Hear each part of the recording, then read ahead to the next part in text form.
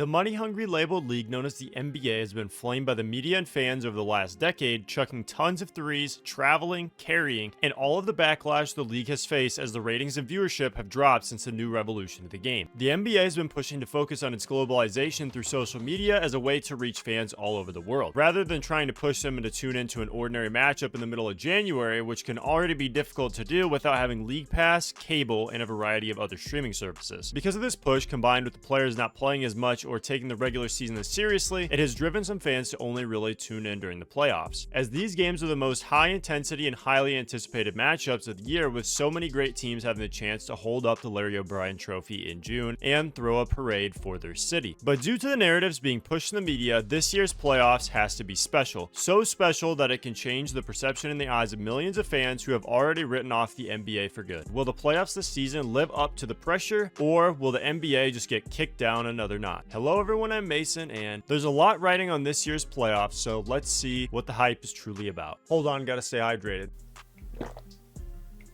If you guys could not tell though, I'm rocking the DeMar DeRozan Raptors jersey in celebration of my guy hitting 25,000 career points. Huge milestone for him, so I'm very happy for him. Make sure to drop a like and subscribe to the channel if you have not already. We are pretty close to 1,200 subscribers, so I would appreciate it a ton. When we really look at this year's playoffs and we take a glance at the bracket, it has a lot of favorable matchups for the fans already, and the best part being that there's so many stars who have the chance to go out and prove they have what it takes and can start defining or rewriting their legacies. You've got guys like Shai Gilgeous-Alexander, who can finally prove that he has what it takes to dominate through a playoff run. You have Donovan Mitchell and the Cleveland Cavaliers, who could push their way through the playoffs after finally being healthy and taking the NBA by storm this year. You have Jason Tatum, who can finally destroy the narratives around his name, saying that he cannot lead a team and actually play well in the playoffs. You've got Jalen Brunson and Kat in the New York Knicks, who could finally bring a trophy to New York for the first time in over 50 years. You've got Giannis and Dame in Milwaukee, who can finally show everything that was spoken of this dynamic duo was every bit worth of the hype. You've got LeBron and Luka being one of the most crazily formed yet exciting and thrilling to watch duos that this league has ever seen, and LeBron would be able to further cement himself into the GOAT talks. You've got Nikola Jokic, who would probably slide his way into the top 10 of all time with another ring and possibly an MVP award as well. You got Steph Curry, who could win ring number 5, also slide himself into potential GOAT talks if he keeps up what he's doing, and that's just the tip of the iceberg when it comes to this year's playoffs. Now, the best part about all these players being able to form these sort of legacies for themselves is it also creates a bit of rivalry. One of the biggest problems with today's NBA that people love to talk down in the league for is the rivalry aspect. We don't see as many people hating each other, red face, steam coming out of their ears at even the thought of the other teams, such as we saw back in the 80s and 90s, but this year gives us the opportunity to start building on some of these rivalries. While we may have been stripped from a great rivalry between the Thunder and Mavs after last year's playoffs, we could potentially see the Thunder and Nuggets match up in the playoffs, and with how good both of those two's top players are, Shai Gilgeous-Alexander and Nikola Jokic, also battling it out all season for the MVP race, I think it could lead to a very good rivalry over the next few years, as long as both teams keep up their playoff contention. Same goes out east with the Pacers and Bucks last year having played 5 times in the regular season, including the in-season tournament, and things got pretty heated between the two. They played each other in the playoffs, and I can only imagine after last year, Milwaukee will be out for blood. We also have some new faces fighting their way into the playoffs that could potentially form some rivalries if they continue to show up every season. Cade Cunningham leading the Detroit Pistons to their first playoff berth in 6 seasons, as the last time they made an appearance was in 2019, where they got swept by the Milwaukee Bucks. Now, part of the reason for the lack of rivalries in today's game is due to players wanting to be a little more friendly to each other and also find those bonds, as it does help boost their image in the eyes of the media and the fans. I think the rivalry is dead. There's not enough dislike in the league. We also might be able to find our way into some of them old school rivalries where you hate each other's guts and you just hate the thought of even having to play against that team in a playoff series, as Paul Pierce stated back in 2019. It's not, you don't have that player no more sticking with one team 10, 15 years. It's just that the competitive nature of it, like when you actually didn't like somebody, you know, you don't see that anymore. He had a very good point. Today's league is very player driven, and we can see that that players don't really stay on the same team the way that they used to when it comes to the loyalty. We only have a few guys that are one franchise kind of guys, such as Steph Curry, Giannis, and Nikola Jokic, to name a few. Because of this, we can see that there have been player rivalries, such as Steph Curry versus LeBron, but because of the teams changing, it's very hard to build up those team rivalries in the playoffs, which may tune a casual viewer away. And with all the player movement, it is very hard to maintain a rivalry when the same guys that were on the team 5 years ago may not be on the team anymore. You look at the great rivalry that we had in the finals between the Warriors and the Cavs back in the 2015 to 2018 seasons, and just 5 years after the beginning of the rivalry, Kevin Durant joined the Warriors and then left. LeBron James, Kyrie Irving, and Kevin Love all left Cleveland, and Steph Curry and Draymond are the only two of that team that still remain. With the Lakers recently acquiring Luka Doncic, it also leaves the possibility that Shai Gilgeous-Alexander and Luka Doncic rivalry can continue after they faced each other in last year's playoffs. The Lakers currently would be set to face the Thunder in the second round if things go smoothly for them, but if they did bounce up to the second seed, then the two could play in the conference finals at an even bigger stage. That would leave fans just craving for those two to play each other again the next season. And while the player rivalries may not be the exact same when they keep joining different teams, it's hard to say that they're not still entertaining, because as we saw, the Steph Curry versus LeBron matchup in the playoffs 2 seasons ago was one that you did not want to miss. Right now, you have the Lakers and Nuggets rivalry, and it is one that's pretty strongly ongoing, as the last 2 seasons, the Lakers have kind of got their butts kicked by the Nuggets, and they could only hope that if they play them in the playoffs again, they would be able to deal some damage back in return. And to go in with how competitive the league is right now, every team has something that can be used to beat them. For example, you look at the 1-seeded Oklahoma City Thunder. They have proven to not have a lot of shot creation and outside shooting outside of Shai Gilgeous-Alexander, and a couple times during this regular season, even looking back at the NBA Cup game, when you throw a lot of your defensive coverage at Shai Gilgeous-Alexander and force the other guys to beat you, it has caused them some trouble at times. Or the Cavaliers' perimeter defense not having great outside defenders in Garland and Donovan Mitchell, both being undersized, it can cause some problems for them as well. Or Boston falling in love with the three-point shot while not being as efficient of a three-point team as they were a year ago when they were one of the best in the NBA. The Lakers don't really have a big man, and the Nuggets have a big man, but they don't have much of anything else other than Jamal Murray and Michael Porter Jr., as the rest of the guys can struggle to hit outside shots as well, which is why they're the lowest volume three-point shooting team in the league. It just goes to show you that every team has a flaw, and it shows you that you can't really truly predict who's going to go out there and win this year's playoffs. It's all going to be completely based on matchups, coaching, and most importantly, how the players will rise up or fall when the lights are the brightest. And while personally I was pretty excited for the playoffs last year, what kind of killed the hype was some of the injuries. We looked through the Eastern Conference especially, and a lot of players out east were injured. We saw Donovan Mitchell go down, we saw Tyrese Halliburton go down, we saw Jimmy Butler go down, we saw Luka be hurt throughout the majority of the playoffs, so hopefully that voice crack was actually nasty. We saw a lot of those guys go down, and as long as players are pretty much healthy this year, I think it'll prove for a very entertaining playoffs, and it takes the fun out of it for everyone if players are injured.